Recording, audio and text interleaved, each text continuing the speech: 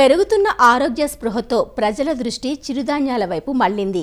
ఒకప్పుడు చిన్నచూపుకు గురైన చిరుధాన్యాలను డిమాండ్ పెరగడంతో రైతులు తిరిగి సాగు చేస్తున్నారు. చిరుధాన్యాల్లో కొర్ర ఒకటి. ఈ పంటను సాగు చేయడం తేలిక, సమస్యలు తక్కువ, మార్కెట్ చేసుకోవడం కూడా చాలా సులువు. కొర్రను ఖరీఫ్, వేసవి కాలాల్లో సాగు చేస్తారు. 80 రోజుల స్వల్పకాలంలో అందివచ్చే కొర్రను వేసవిలో 1-2 తడులతో సాగు చేసుకోవచ్చు. వేసవి పంటగా జనవరి, ఫిబ్రవరి మాసాల్లో సాగు చేస్తారు. రకాల ఎంపికతో పాటు సాగులో కొన్ని జాగ్రత్తలు తీసుకున్నట్లయితే కొర్ర నుంచి మంచి దిగుబడులు పొందే వీలుందంటూ వేసవి కొర్ర సాగు వివరాలు మనకందిస్తున్నారు ఆచార్య ఎన్జీ రంగా వ్యవసాయ విశ్వవిద్యాలయం నంద్యాల ప్రాంతీయ వ్యవసాయ పరిశోధనా స్థానం శాస్త్రవేత్త డాక్టర్ నరసింహుడు. ఈ మధ్య కాలంలో వర్షపాతం కూడా చాలా తక్కువగా ఉండడము, భూగర్భ జలాలలో నీటి తగ్గిపోవడం వల్ల రైతులు వరికి ప్రత్యామ్నాయంగా కొర్ర సాగు చేయడానికి మొగ్గు చూపుతున్నారు. వేసవిలో ముఖ్యంగా మనం గమనించుకోవాల్సింది, విత్తుకోవడానికి ముఖ్యంగా మనం గుర్తుంచుకోవాల్సింది అయితే నీటి లభ్యతను బట్టి పంట కాల పరిమితిని ఎన్నుకుని మన రకాలను ఎంపిక చేసుకోవాలి.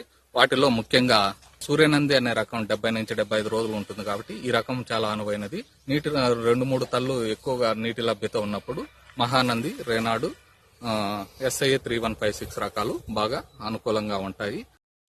1 ఎకరానికి 2 కిలోల విత్తనం అయితే సరిపోతుంది.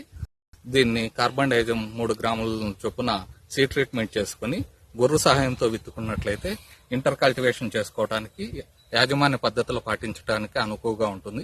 అంటే వరుసకి మధ్య 22.5 సెంటీమీటర్లు, మొక్కకి మధ్య 7.5 సెంటీమీటర్లు ఉండేటట్టు చూసుకుని ఉంచుకున్నట్లయితే అధిక దిగుబడిని పొందేదానికి ఆస్కారంగా ఉంటుంది. ఈ రకంగా విత్తుకున్నట్లయితే 1 ఎకరానికి 2,75,000 మొక్కల సాంద్రత ఉండేటట్లు చూసుకున్నట్లయితే మంచి దిగుబడులు పొందేదానికి ఆస్కారంగా ఉంది. ఎరువుల యాజమాన్యం చూసుకున్నట్లయితే ఎకరానికి 36 కేజీల యూరియా, 50 కేజీల సింగిల్ సూపర్ ఫాస్ఫేట్ అందించినట్లయితే కొర్ర పంటకు కావలసిన పోషకాలు లభిస్తాయి.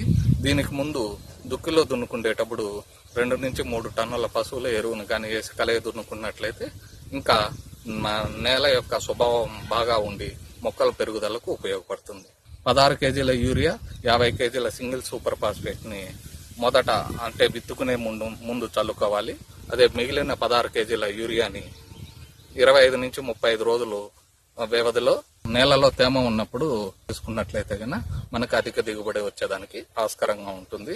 కలుపు యాజమాన్యం చూసుకున్నట్లయితే ప్రధానంగా ఐసోప్రొటరాన్ అనే కెమికల్ ని 400 గ్రాముల మందుని 200 లీటర్లలో కానీ కలుపుకొని 1 ఎకరానికి పిచికారీ విత్తిన 2 నుంచి 3 రోజుల్లో పిచికారీ చేసుకున్నట్లయితే 20 నుంచి 30 రోజుల వరకు కలుపును సమర్థవంతంగా నివారించవచ్చు.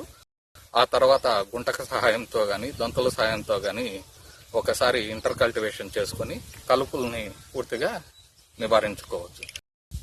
కొర్రలో నీటి యాజమాన్యం చూసుకున్నట్లయితే ముఖ్యంగా మొదట రబీ కాలంలో గాని, వేసవి కాలంలో గాని నీరు కట్టి విత్తనం విత్తుకోవడం వల్ల మొలక శాతం బాగా వచ్చి మంచి అంటే ఎకరానికి ఉండవలసిన మొక్కల సాంద్రత బాగా ఉంటుంది. తరువాత పిలకలు వేసే దశలో అంటే 30 నుంచి 40 రోజుల వ్యవధిలో ఒకసారి ఇరిగేషన్ ఇచ్చుకున్నట్లయితే మొక్కలు బాగా పెరిగేదానికి ఆస్కారం ఉంటుంది. తర్వాత గింజ పట్టి పాలు పోసుకునే దశలో అంటే 55 నుంచి 60 రోజుల వ్యవధిలో ఇంకొక తడి ఇచ్చుకున్నట్లయితే మంచి దిగుబడి పొందేదానికి ఆస్కారంగా ఉంటుంది. కొర్రను అధిక సాంద్రతలో ఎక్కువ మొత్తంలో సాగు చేసేటప్పుడు అక్కడక్కడ కూడా కొన్ని చీడపీడలు కనపడుతుంటాయి. రబీ, వేసవి కాలంలో సాగు చేసేటప్పుడు త్రుప్పు తెగులు, అగ్గి తెగులు అనేటివి 2 ప్రధానమైనటువంటి తెగులు వస్తుంటాయి. త్రుప్పు తెగులు కనపడినప్పుడు ఆకులపై గోధుమ వర్ణంలో ఉన్నటువంటి మచ్చలు కుంకుమ తెగులు మాదిరిగా ఉంటుంది. వాటిని కనపడినప్పుడు మ్యాంకోజెబ్ని 3 గ్రాముల 1 లీటర్ నీటి కలుపుకొని 10 నుంచి 15 రోజుల వ్యవధిలో 2 సార్లు గాని పిచికారీ చేసుకున్నట్లయితే సమర్థవంతంగా నివారించుకోవచ్చు.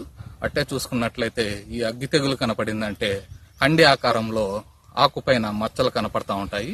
అటువంటి వాటిని గమనించినప్పుడు ట్రైసైక్లోజోల్ అనే కెమికల్ ని 0.6 గ్రామ్స్ పర్ లీటర్ కానీ మనము 1 లీటర్ నీటిలో కలుపుకొని పిచికారీ చేసుకున్నట్లయితే ఈ అగ్గి తెగులను కూడా సమర్థవంతంగా నివారించుకోవచ్చు. పంట కోయాల్సిన సమయం వచ్చినప్పుడు అంటే పంట మనం వేసిన రకాన్ని బట్టి పంట కాల పరిమితి నిర్ణయించబడుతుంది. సాధారణంగా కొర్రలు 75 రోజుల నుంచి 90 రోజుల్లో పంట కాలం పూర్తయిపోతుంది. మనం పంట కాలం అయిపోయిన తర్వాత చూసుకున్నట్లయితే ఆకులన్నీ పసుపు రంగులో మారి గింజలు బాగా గట్టిపడి కంకులు కూడా బంగారు వర్ణంలోకి తిరిగి ఉంటాయి. అప్పుడు కానీ పంటను కోసుకున్నట్లయితే మనకు మంచి దిగుబడి వచ్చేదానికి ఆస్కారం ఉంది.